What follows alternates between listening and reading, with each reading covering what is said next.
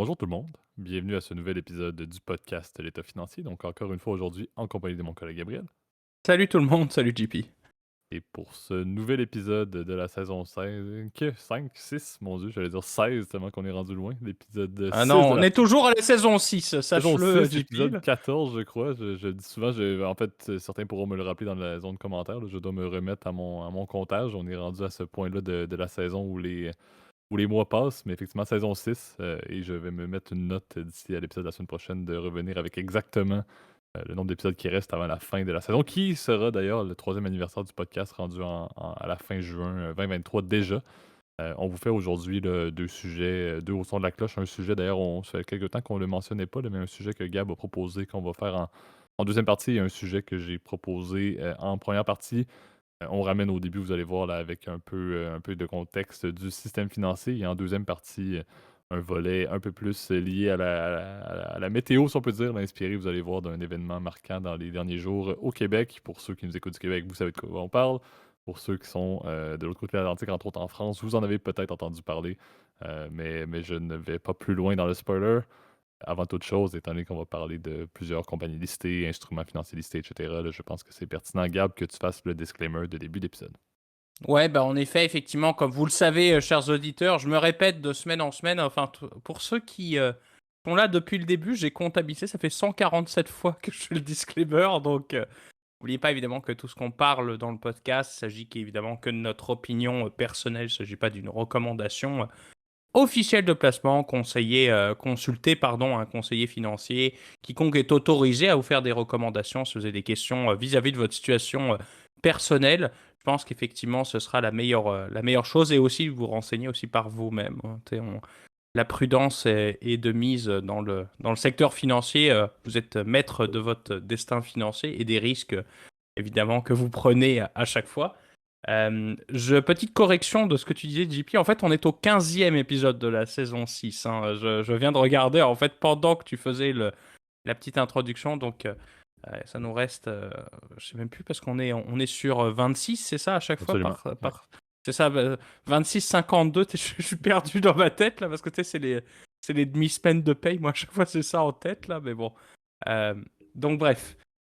C'est un nouvel épisode et puis j'ai bien hâte en tout cas de discuter en tout cas pour le deuxième segment puisque bon vous aurez compris de quoi on va parler mais je pense que le premier segment aussi va nous intéresser nos auditeurs. D'habitude j'ai vu que les sujets aussi je vais faire un espèce de micro spoiler d'immobilier souvent marchent bien, donc je pense qu'on est prêt JP à lancer l'introduction avec le haut son de la cloche, c'est ça? Absolument. Donc, le premier au son de la cloche à l'instant. Parfait. Donc, effectivement, c'était bon, immobilier, un peu financement commercial. Là, je lisais beaucoup là-dessus après ce qui s'est passé dans le système financier, là, avec le monde des bons du trésor, avec les SVB de ce monde. On en a parlé à maintes reprises et pendant plusieurs épisodes. On commence à avoir un peu de. On regarde vers l'avant un peu et de voir quel pourrait être le prochain problème. Je l'ai nommé comme étant la prochaine épée de Damoclès du système financier ou des grandes banques. Qui pourrait encore une fois amener un peu d'inquiétude, un peu d'incertitude. On ne parle pas nécessairement de bank run, là, mais le fait que les consommateurs, les clients n'auraient peut-être pas confiance face au fait d'avoir leur dépôt dans les institutions financières, principalement du secteur américain. Là, ça, c'est la trame qui est importante de se souvenir. On va parler énormément et d'une teinte très marquée aux États-Unis, mais le contexte américain est un peu similaire ailleurs, au Canada, en France, etc., mais pas nécessairement au même point. Donc, prenez-le avec un grain de sel, sachez que c'est très américain. On veut parler justement là, des enjeux qui pourraient ressortir liés au bassin énorme de financement commercial qu'il y a dans les grandes banques américaines. On parle d'à peu près un 20 milliards, 20 trillion US dollars, là, officiellement dans le real estate market commercial aux États-Unis. Là, on peut parler de office buildings, on peut parler également de logements résidentiels, etc. Là, c'est pas seulement lié au office, mais je pense que la trame que je voulais amener aujourd'hui, c'est le fait de dire ce qui se produit, avec la hausse des taux d'intérêt, ce qui se produit également avec le ralentissement global du marché immobilier, ce qui inclut également l'immobilier commercial, et également la logique de l'inutilité de l'espace dans bien des buildings, dans bien des offices. de par le fait que le travail hybride et le télétravail se maintient. Je pense que Biden l'annonçait justement il y a quelques minutes, en ce lundi d'enregistrement, que l'état d'urgence était fini aux États-Unis pour la COVID. Donc, on est un peu passé à autre chose, mais le travail hybride est une réalité qui fait en sorte que les édifices commerciaux, les bureaux de travail dans les grandes villes sont beaucoup délaissés aux États-Unis. Un impact notoire, on le voit à San Francisco. On lit beaucoup là-dessus également, là, que la ville a été un peu déserte au niveau du centre-ville.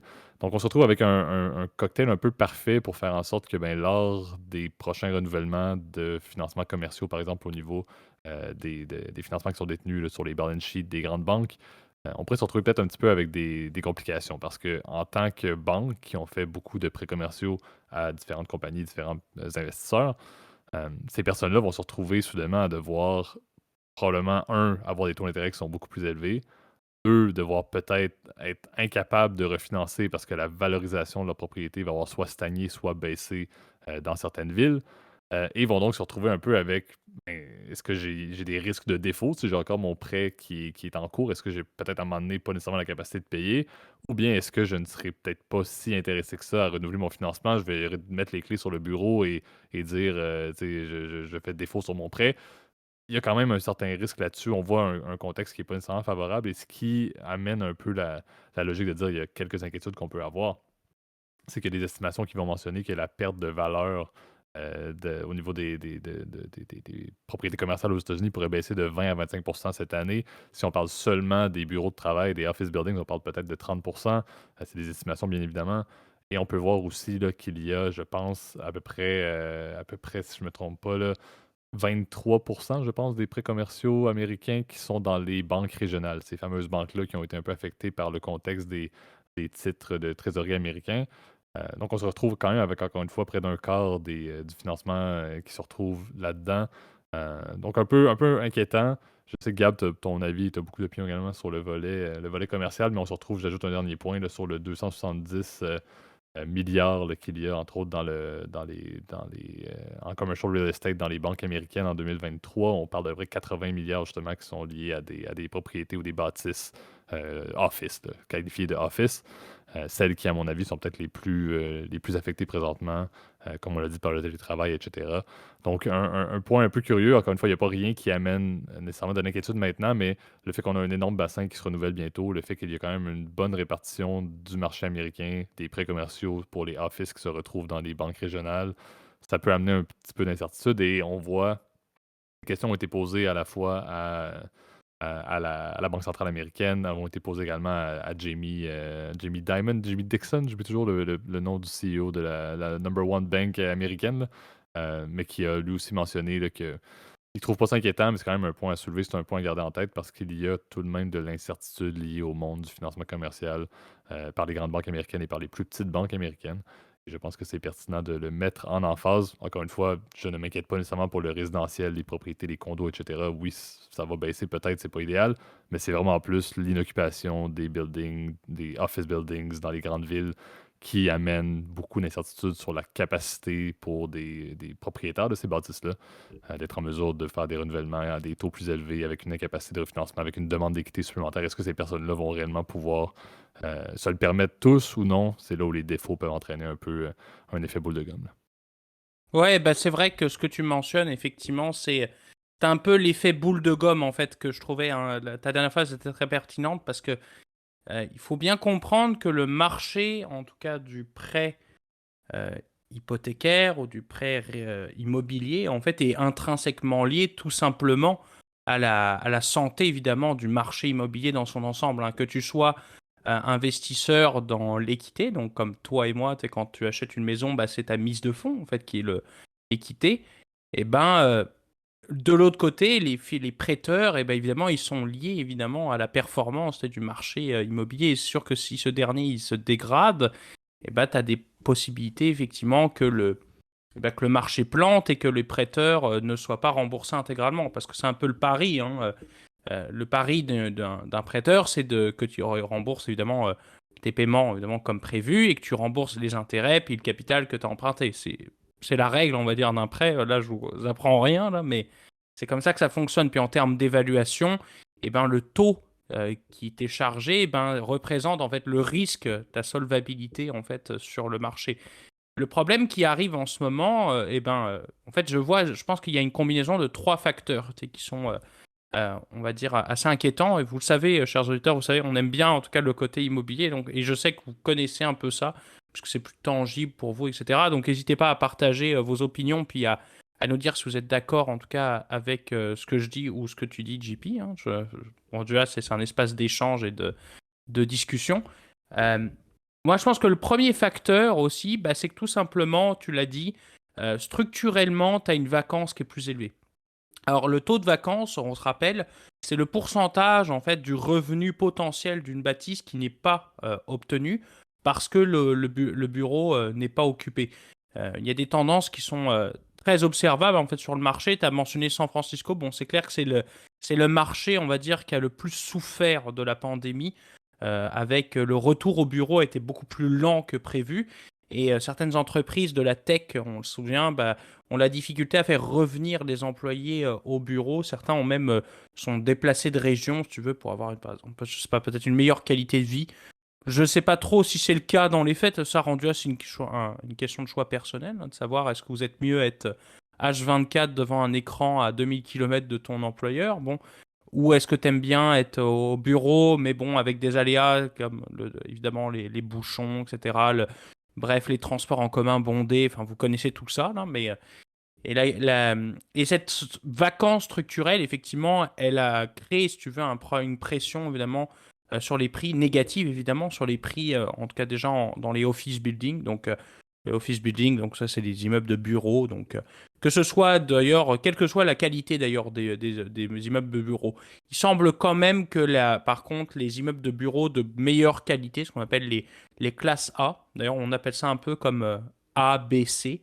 Un peu comme les codes de crédit, d'ailleurs, c'est assez rigolo, là. Mais le A, donc souvent, sont des immeubles en centre-ville avec des aménagements et puis des transports qui sont adaptés. B, etc. Puis C, c'est des trucs de banlieue, là. Et c'est vrai que, bon, au niveau du C, les vacances, par exemple, dans la région de San Francisco, je crois que ça monte à plus de 30%. Donc, pour te dire que c'est très inquiétant, évidemment, pour ces propriétaires-là, et évidemment, pour les prêteurs qui ont prêté là-dessus. Euh, on voit qu'il y a eu cette tendance, elle s'est aussi accélérée par, en fait, tout simplement un freeze dans ce secteur-là au niveau des prêts. Parce que c'est vrai que quand tu as des prêteurs qui ne prêtent plus, c'est vrai que ça met une pression évidemment négative sur les prix parce que même si tu pouvais ou tu voulais acheter, tu peux pas faire financer. Donc tu te retrouves comme en fait à ce que ton actif va moins d'argent. Deuxième problème, et ça je vais peut-être préciser parce que c'est un peu plus complexe, c'est que plus généralement, tout ce qui est le secteur de l'investissement privé, donc on le sait que le secteur plus généralement de l'immobilier, il est détenu de manière, dans l'ensemble des propriétés disponibles sur le marché. J'ai pas les chiffres, hein, parce que bon, là, rendu là, ce serait trop complexe, là, mais dans la grande majorité par des acteurs privés. C'est-à-dire que tu n'as pas de données publiques sur qui possède ces gens-là. Bon, oui, tu pourrais faire des recherches à la main dans les comptes de taxes, etc., manuellement. Enfin, tu pourrais t'amuser, si tu veux, à trouver à qui appartient chaque propriété aux États-Unis. Dans les faits, tu ne peux pas. C'est compliqué. Et la plupart des gens, en fait, sont des investisseurs comme toi et moi. Donc ça, c'est pour évidemment pour le résidentiel, mais pour le privé, c'est plein de petits groupes, ce sont des familles qui ont de l'argent, ce sont aussi par contre des fois des gens qui ont des PME, qui ont des bureaux, etc. Donc c'est assez compliqué d'avoir une vue d'ensemble, si tu veux, du marché.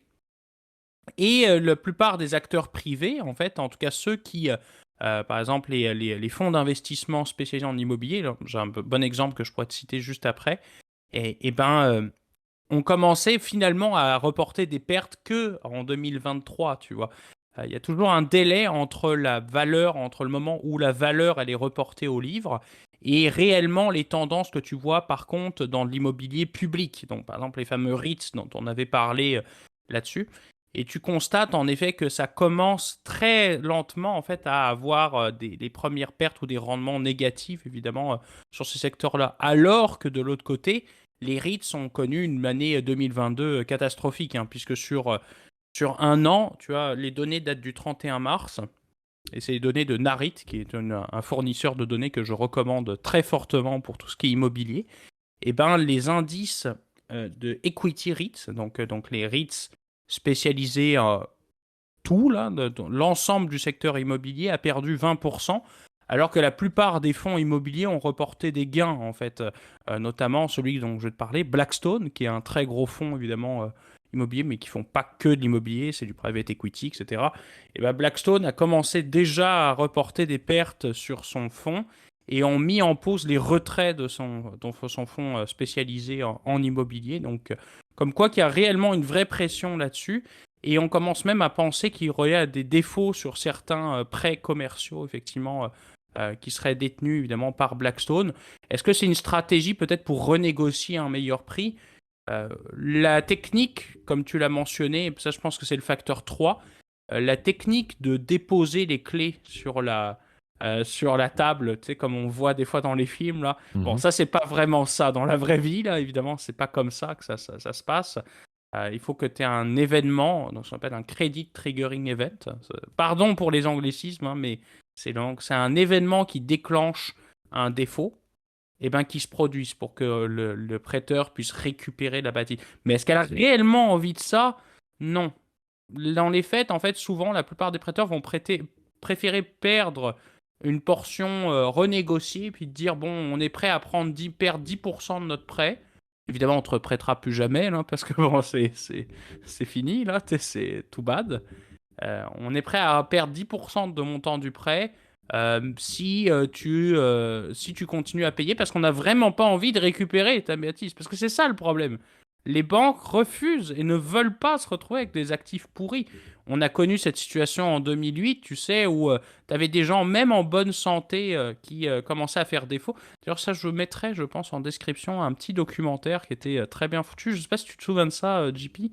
Le fameux Crisis of Credit. Je trouve qu'il est très visuel, en fait, d'expliquer bah qu'en fait, oui, en 2008, tu as eu le fameux, les gens qui achetaient n'importe quoi, puis bon, ça a pété. Mais même aussi les gens qui étaient bons financièrement, en voyant que leur propriété baissait en valeur, alors qu'ils avaient emprunté pour beaucoup plus, évidemment, pour la financer, même eux se disaient, bah regarde, autant rendre les clés, puis rendu là, je fais faillite, pendant 7 ans, je suis fini, évidemment. Mais au moins, je vais pas faire une énorme perte sur ma maison, tu vois. Donc c'est un peu ça l'effet boule de neige, et ça je dirais que c'est le facteur 3. Je sais pas si tu avais d'autres commentaires peut-être à rajouter là-dessus. Ben exact. En fait, le point que je voulais ajouter, c'est le point clé que 50% du taux d'occupation là, des bureaux aux États-Unis est revenu là, par rapport à pré-pandémie. Je pense que la trame qui est importante à suivre, ce qui est bon à regarder, c'est la stratégie des grands employeurs, tu l'as dit, là, les grands bureaux, les grands skyscrapers qu'on peut avoir un peu partout aux États-Unis, mais également en Europe et au Canada, bien évidemment, dans les grandes villes.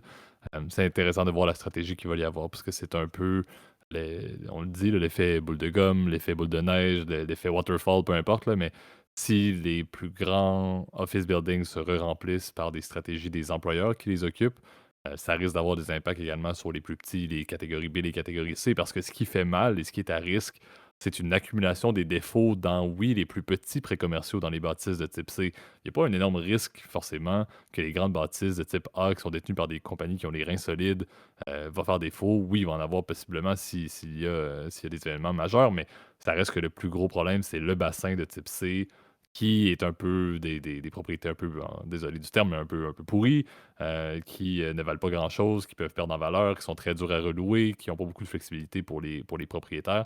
C'est là, je pense, qu'il peut y avoir un problème, et c'est là où les banques américaines pourraient en souffrir aussi, parce qu'il y en a énormément de ce genre de propriétés-là. Je pense qu'il y a quand même un point intéressant à soulever sur la stratégie actuelle des banques. Les banques américaines l'ont fait, les banques canadiennes ont commencé à le faire, probablement en Europe également, mais le fait de ramener des employés au bureau, de ramener un nombre quand même assez élevé de journées de travail, c'est sûr que c'est bon pour leur bâtisse commerciale, mais c'est bon également pour donner une trame pour que d'autres compagnies emboîtent le pas. Et au final, sachant que les banques aux États-Unis, comme on l'a dit, détiennent 55% des prêts commerciaux liés en fait, disponibles sur le marché, on se retrouve avec un intérêt pour ces banques-là de montrer l'exemple pour protéger un petit peu leur propre balance sheet. Donc, c'est ce que je trouve intéressant, cette espèce de stratégie de travail hybride. On arrive à l'été, on voit quand même un changement de garde un peu dans cette stratégie-là, du retour au bureau progressif, etc. Je pense qu'il y a, oui, une utilité RH, oui, il y a une utilité suivi de performance et tout. Là. Il y a bien évidemment une logique très axée sur les opérations des grandes banques et la capacité de suivre ce qui se passe pour les différents employés des grandes banques. Et clairement qu'il y a aussi une logique de dire on voudrait montrer et que d'autres industries qui sont propriétaires de bâtisses pour lesquelles on a des prêts fassent de même. Si c'est positif, s'il y a plus de monde qui se retrouve dans les bureaux, la valorisation va moins chuter. Si le parc de bureaux dans les grandes villes, en banlieue, etc., ne fait qu'être inoccupé. Donc, stratégie intéressante à suivre. Je pense que tu l'as dit, là, on est un petit peu d'avance sur le sujet. C'est intéressant. Il y avait des bons articles qui sont sortis justement cette semaine. Je pense que, à certains égards, les grandes revues, les grands journaux de business cherchent à étirer un peu la sauce sur le système financier. Là. Donc, ils cherchent un petit peu des problèmes un peu à gauche et à droite, des scandales potentiels. On n'y est pas présentement, je pense. C'est pas quelque chose qui est vraiment à risque. Et je l'ai dit, c'était vraiment Jamie Dimon d'ailleurs là, que je voulais nommer. Euh, Ouais, pardon, je mais t'avais dit Dixon, là, j'ai dit d'ailleurs, Diamond, Dixon, j'avais Dixon, alterné un non, peu non, entre les deux. c'est un peu le GOAT, c'est quand même un peu de... Ça fait partie, je dirais, En fait, des cinq il parle personnes. et on écoute. Il parle et on écoute, c'est ce qui est plutôt bien, ce qui est plutôt bien dans son cas, mais tu sais, j'écoute beaucoup ce qu'il dit et je pense qu'il ne dit pas n'importe quoi parce qu'il sait l'impact et le porte-voix qu'il a sur le système financier. Mais c'est important d'y porter attention et tu l'as dit, en tant qu'investisseur, c'est aussi intéressant de s'en souvenir pour l'impact sur les Ouais. rates, etc. C'est un point qui est pertinent, effectivement. Non, mais puis c'est vrai que le coût, là, effectivement, de suivre ce que disent les patrons des banques est très important. Je pense que, tu l'as dit, bon, Jamie Dimon, bon, pendant le podcast, by the way, il a probablement fait notre salaire annuel combiné à deux, là. Donc, il faut se remettre un peu en perspective. Je crois que d'ailleurs, c'est un des patrons les plus mieux payés hein, du S&P 500, là, mais à confirmer, là, mais... en tout cas, tous les gestionnaires aussi d'actifs, etc., ça permet aussi tu sais, d'avoir vraiment une vue sur qu'est-ce qui se passe, etc., en termes de stratégie, là, si on y va avec un raisonnement, on va dire, plus stratégique macro, etc., de ce qui se passe. Là. Mais tu l'as dit, en effet, c'est la grande question, ça va être le retour au bureau. Est-ce qu'il va y avoir réellement un retour au bureau? Est-ce que ce retour au bureau va permettre aussi à ce que les boutiques, etc., qui sont tout autour des bureaux, donc tout l'écosystème centre-ville fonctionne? C'est la grande question. On voit que bon, ça commence à revenir dans les 10 plus grandes villes. Je crois que c'est à peu près à 50% hein, selon les derniers chiffres, là, en tout cas il y avait un indice que je peux te recommander qui s'appelle l'indice Castle System pour ceux qui sont intéressés. Ça monte par ville, etc. C'est basé sur les swipes des cartes, en fait, donc de côté quand tu arrives au bureau. Là. Donc c'est assez intéressant de voir effectivement ces tendances-là pour savoir est-ce que ça va mieux ou est-ce que ça va moins bien. Bon, évidemment, il y a une pression quand même négative, évidemment, sur ce secteur-là. Il y a beaucoup comme disent les Américains, de headwinds dans ce secteur-là. Et on sera évidemment intéressé de voir suivre pour le coup de manière très assidue ce qui se passe dans ce secteur-là. Bah, moi, personnellement, que je trouve très intéressant parce que ça demeure des grandes questions. Quid aussi de l'immobilier industriel aussi qui a été très en vogue avec les tendances de e-commerce qu'on a connues là. Donc c'est pareil, ce sont des tendances qui sont très intéressantes, très complexes. Donc à suivre pour le coup. Exactement. Donc, ça nous lance vers notre deuxième segment pour l'épisode d'aujourd'hui, le deuxième au son de la cloche.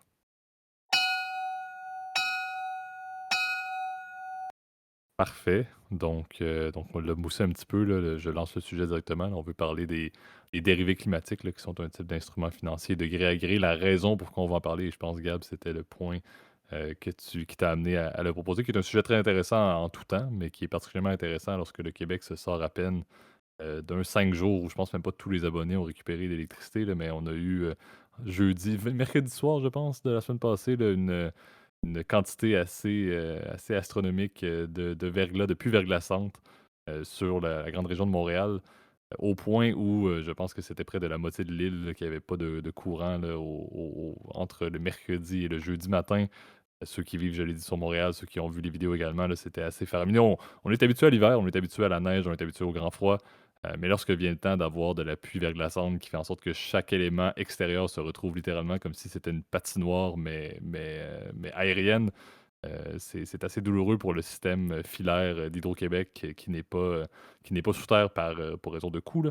Mais les arbres s'en sont portés très, très mal. Donc, ceux qui sont sur Montréal n'ont pas eu besoin de monter dans les Laurentides ou à l'extérieur pour voir une quantité épouvantable de bois coupé. On se sentait presque dans un camp de bûcherons en marchant sur la rue pas loin de chez Gab. Là. Donc, assez fascinant comme contexte. Tout ça pour dire que ben, des éléments climatiques majeurs ont des impacts sur des compagnies, ont des impacts sur des activités économiques et commerciales.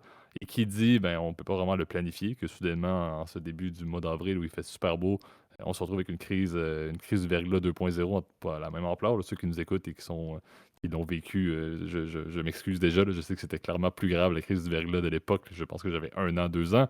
Mais tout de même, il faut trouver des manières de pallier au changement climatique, de pallier à ces crises climatiques-là. Je pense que les dérivés climatiques sont un type d'instrument, un type de solution intéressant. Du gré à gré, je l'ai dit, ça se fait surtout sur le CME, là, le Chicago Mercantile Exchange. Il y a eu, je pense, à l'époque également une bourse à Londres qui en avait fait un petit peu, mais ça a arrêté. Et ces instruments-là, c'est simple, je l'ai dit, gré à gré. Donc, il y a une entité, une compagnie, une personne, une contrepartie qui va accepter de prendre le risque lié à un événement spécifique pour une autre personne. Donc, c'est un peu comme de l'assurance à un certain niveau. Là, si on prend Gab et moi, donc Gab pourrait être un agriculteur et moi, je pourrais être quelqu'un qui décide de prendre le risque. Donc, Gab veut essayer d'éviter les pertes de revenus liées à une sécheresse. Donc, on va mettre un événement X dans un contrat. On va mettre un barème pour justifier si oui ou non, ou une clause qui va permettre oui ou non, ou un indice, peu importe, qui va permettre de justifier si est-ce que je dois ou non payer à Gab le montant qui était prévu au contrat. Et durant la durée de ça, l'expiration qui a été définie, ben, Gab me donne une prime pour cette protection-là. Donc, c'est vraiment une forme d'assurance, mais fait de gré à gré. Ce sont des instruments financiers tout à fait logiques, comme on a dit.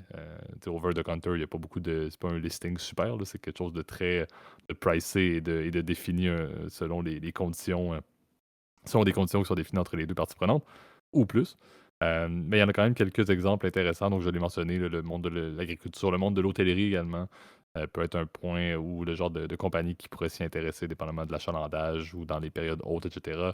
On peut penser également à des compagnies aériennes également. Je pense que pendant la pandémie, ça peut être le genre de truc qui est intéressant lorsque la business ne roule pas à plein régime.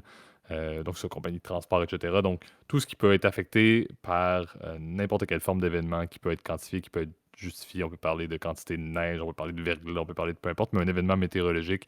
Compagnie d'énergie également. Donc, le vent, par exemple, pour les compagnies qui font dans l'éolien, pourrait être une manière de faire un barème, justement, là, et faire un gré à gré. Donc, c'est une manière souvent d'éviter des pertes de revenus liées à des événements météorologiques qui sont quantifiables par une manière, par un indice, par une clause dans le contrat. Et de cette manière-là, ben, il y a une entité qui va se protéger en payant une prime durant la totalité au besoin, mais s'il y a l'événement qui se produit, la contrepartie va donner le montant prévu justement là, pour pallier à tout ça. Donc, solution intéressante, solution encore très inutilisée. Sur Montréal, on a une bourse également qui fait un peu dans les produits dérivés qui n'en fait pas. Ce qui s'est produit dernièrement là, au niveau de la crise ou du verglas et le fait que c'est quelque chose qui peut se produire peut-être plus fréquemment, mais également tout le volet là, des quantités très variable de neige qu'on va avoir au Québec, par exemple. Il y avait des municipalités qui pourraient être intéressées, par exemple, à avoir ce genre d'instrument-là lorsque, d'une année à l'autre, ils ne sont pas en mesure de payer les frais de déneigement de rue, de déglaçage, etc. Donc, il y a peut-être un intérêt pour Montréal de s'y mettre. Et en Europe, même contexte, je pense que vous avez de plus en plus de sécheresse durant l'été. Là, il fait hyper chaud, sans bon sens, en France, par exemple, ce qui n'est pas nécessairement un classique. Donc, je pense qu'il y a de l'intérêt. En fait, c'est triste à dire, mais n'importe où il y a de l'énergie, du transport et de l'agriculture, c'est-à-dire n'importe où dans le monde, il y a clairement un intérêt à ce que ce genre de produit-là soit, soit davantage disponible, si on peut le dire. Là.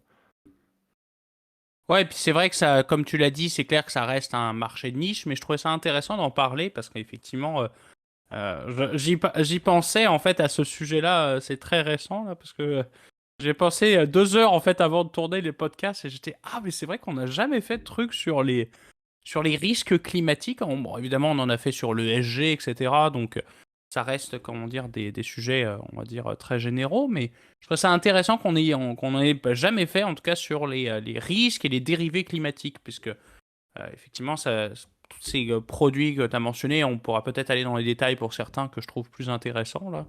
Et ben, tout ça fait partie de la grande famille des dérivés climatiques. Alors, euh, c'est vrai que ce qui s'est passé la semaine passée, bon, n'est pas un événement inconnu au Québec, puisqu'on en a à peu près deux fois par année, en fait, des pluies verglaçantes, à des épisodes comme ça.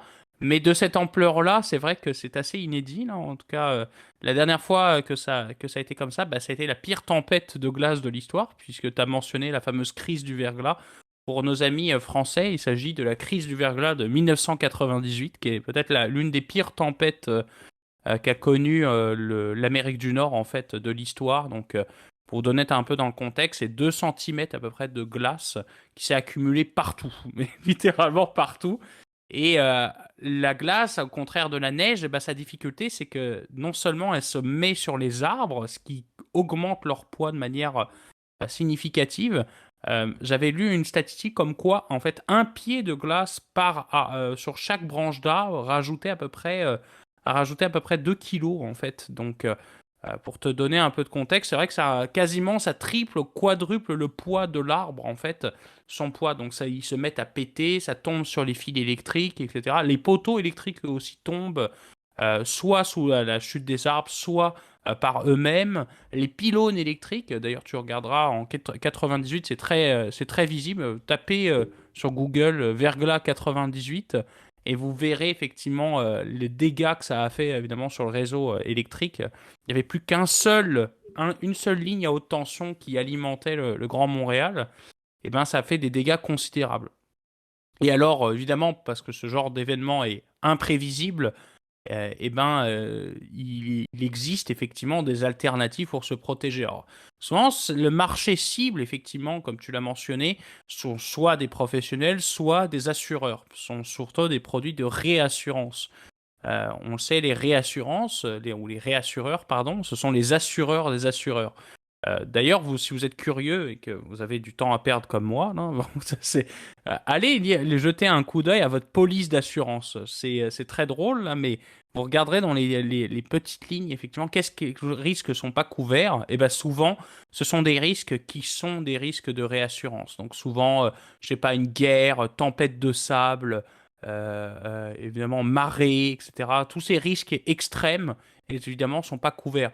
Le cas du verglas, effectivement, fait partie plus des risques météorologiques qui sont couverts, comme la neige, etc., qui irait défoncer ta voiture. Mais bon, pour te dire effectivement que dans ce genre de scénario, évidemment, eh ben, les assurés veulent se protéger pour éviter de se taper des millions, évidemment, de réclamations en même temps à traiter ou des millions, évidemment, de chèques à sortir de leur compte, tu vois.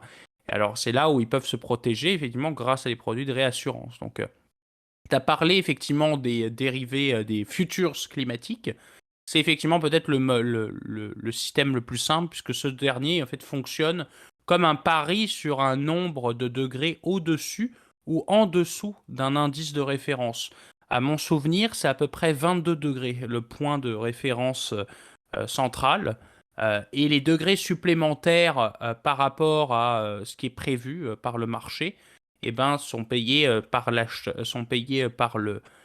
soit par le vendeur, soit par l'acheteur, tout dépendamment si c'est plus ou moins que ce qui avait été convenu au départ. Donc, comme n'importe quel futur, ça fonctionne de la même façon, sauf que au lieu que ce soit basé sur un indice comme par exemple le S&P 500 ou sur des taux d'intérêt, et ben là, c'est basé effectivement sur un indice climatique, donc qui est incontestable. En l'occurrence, c'est le nombre de degrés qui ont dépassé durant une période, eh ben, le fameux seuil de 22 degrés. Je ne sais plus c'est quoi exactement. Corrigez-moi si je me trompe, hein, mais ça s'appelle les Heating Days Degrees là, et les Cold Degrees Days. Là, ça s'appelle comme ça. CDD, HDD. Ça s'appelle comme ça.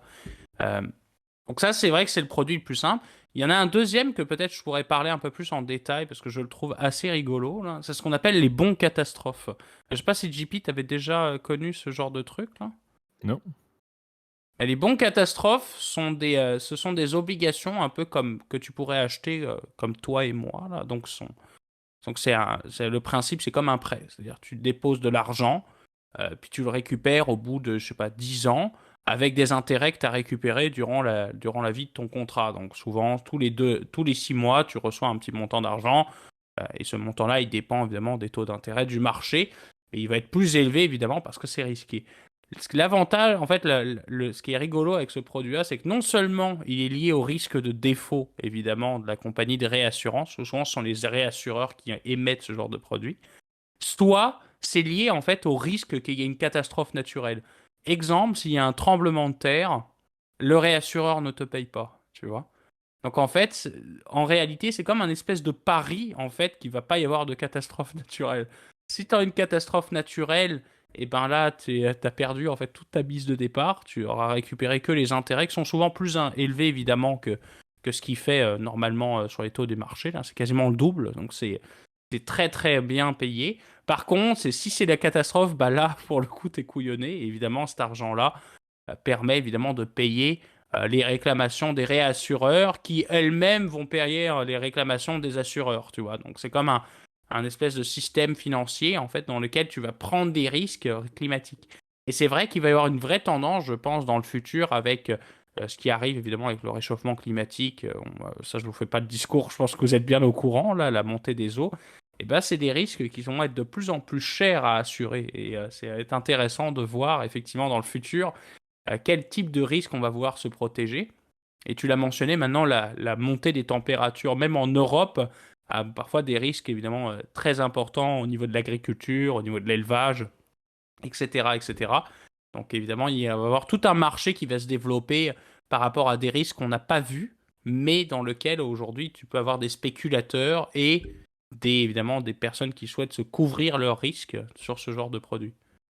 Exact. Puis, tu sais, je pense un des points importants, une des stats importantes avant de conclure vient d'un professeur de notre université de HEC Montréal que tu connais bien, qui mentionnait qu'un tiers du PIB mondial dépend du climat d'une manière ou d'une autre. Bon, cette stat-là, bon, mérite un peu plus de détails, mais tout de même, ça veut quand même dire que, je le mentionnais, l'intérêt de ces solutions-là, l'intérêt de trouver une manière de rendre ça au-delà du CME. Tu sais, le CME, en fait, sur trois, je pense que les contrats peuvent couvrir présentement trois continents, c'est à peu près plus de 30 villes là, qui vont avoir des contreparties qui ont décidé de mettre ces contrats-là de gré à gré sur le CME.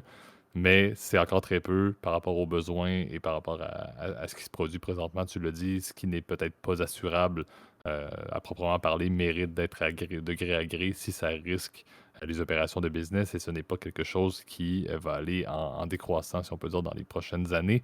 Donc, il y a clairement un intérêt à ce que ça se développe davantage. Je pense qu'il y a beaucoup de bonnes bourses de produits dérivés qui pourraient les appliquer. Je mentionnais, là, je ne sais pas si quelqu'un nous écoute qui travaille à la Bourse de Montréal, mais il y a peut-être un intérêt à mettre en place ce genre de solution-là. Souvent, le CME prend le lead. Là. C'est une bourse, c'est la principale bourse. Au niveau des produits dérivés, entre autres, je pense qu'il y a un intérêt pour que ce soit fait au-delà du CME. Je fais un peu mon lobbying, si on peut dire. Mais je pense que c'est intéressant Après, et oublie pas que la bourse de Montréal fait partie de la bourse de Toronto, hein. C'est le groupe TMX absolument. qui possède les deux bourses. Mais en effet, c'est vrai que souvent le leadership au niveau des nouveaux produits se base sur le CME. Puis je crois que c'est à l'Intercontinental Exchange là, aussi qui Ouais, fait nice. d'autres produits. L'ICE. Donc, bref, c'est souvent Et eux qu'on le qui lead. n'en font pas présentement de ce type de solution-là, effectivement. Ouais. Mais d'ailleurs, c'est vrai que bon, au niveau des futurs, c'est vrai que j'avais fait un espèce de travail là-dessus. D'ailleurs, ceux qui sont curieux, je sais, et là, je sais qu'il y a des gens qui ont réussi à trouver mon LinkedIn perso. D'ailleurs, je sais pas trop comment, là. En fait, en tapant l'état financier, en faisant des petits malins, ils ont réussi avec des recherches Google à trouver mon nom. C'est bien correct, là, moi je m'en fous. Là, vous êtes libre de faire des recherches là-dessus.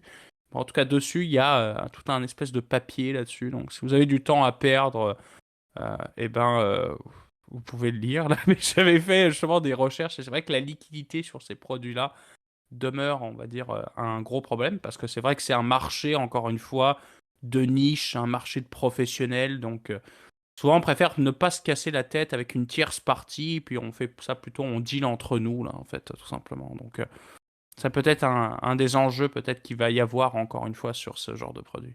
Exactement. Donc, je pense que c'est intéressant à suivre. C'est encore une fois une solution, un type d'instrument financier qu'on n'a pas assez parlé, qu'on n'a pas du tout parlé, mais qui vaut la peine d'être lu davantage. C'est pas quelque chose que vous pouvez vous exposer forcément en tant que petit investisseur, mais ça reste un point intéressant. Et je l'ai dit, s'il y a une espèce d'effervescence dans ce genre de contrat OTC-là, qui sait la suite des choses, qui sait les indices, etc., je pense qu'il peut y avoir de l'intérêt là-dessus, donc à suivre. Mais très bon sujet pour conclure l'épisode. Merci tout le monde pour votre écoute, comme à l'habitude. Donc, merci Gab pour ta participation. Vous pouvez nous retrouver, comme à l'habitude, sur notre plateforme clé pour la zone commentaire public, donc YouTube. N'hésitez pas, si vous avez apprécié la vidéo, à aller mettre un like, à vous abonner à la chaîne, à mettre la cloche également pour avoir les notifications. Pour ceux qui veulent faire le même genre de commentaires, mais sur une base plus privée, Gab met toujours dans la zone de description l'adresse courriel, donc ça nous fait toujours plaisir de vous lire et de surtout voir vos idées de sujets. C'est toujours super apprécié de savoir qu'est-ce qui vous intéresse et d'essayer de mettre ça dans le line-up en bon anglais d'un des prochains épisodes qu'on fait. Et pour ceux qui nous écoutent, comme à l'habitude, sur les plateformes audio, la majorité d'entre vous, vous pouvez nous retrouver sur Apple Podcasts, sur Spotify, sur Overcast, sur Deezer, etc. Tu le mentionnais, il y a eu une petite amélioration côté Spotify en termes d'échanges ou de commentaires publics, donc ça c'est bien. Mais ça reste des plateformes très axées sur l'abonnement et sur le fait de mettre des likes ou de mettre des étoiles, etc., là, ce qui aide beaucoup au référencement. Et comme on l'a mentionné, là, on voit quand même une bonne tendance sur le fait que les écoutes étaient en hausse ou plutôt stables là, avec les derniers sujets qui étaient très d'actualité. Donc si vous appréciez notre contenu, surtout n'hésitez pas à faire du bouche à oreille, à en parler à vos amis, à vos proches, à vos collègues.